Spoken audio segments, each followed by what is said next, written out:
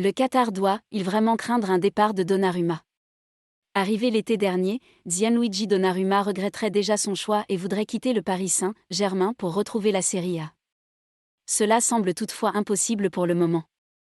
C'était l'une des grandes recrues du dernier mercato estival, avec Leonardo qui a réussi l'exploit de le recruter sans débourser le moindre sou en indemnité de transfert. Mais désormais, Gianluigi Donnarumma semble presque être devenu un problème pour le Paris Saint-Germain.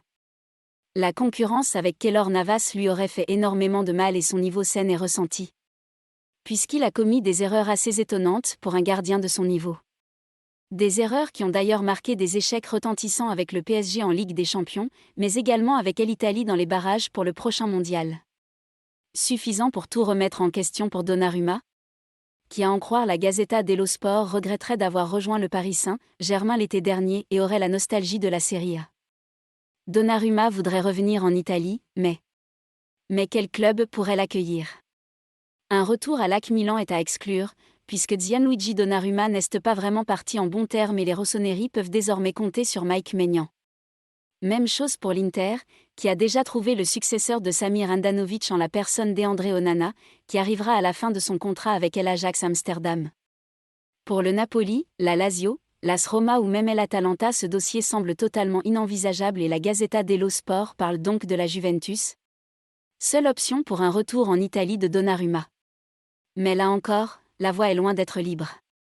À en croire calciomercato.com, du côté de Turin on ne souhaiterait pas du tout se séparer de Wojciech Szczęsny, dont le contrat court jusqu'en juin 2024. La Juventus ne peut rien faire avant 2023. L'été 2022 sera très important pour la Juventus, qui devrait renforcer quasiment chaque ligne de son effectif. Sauf le poste de gardien de but.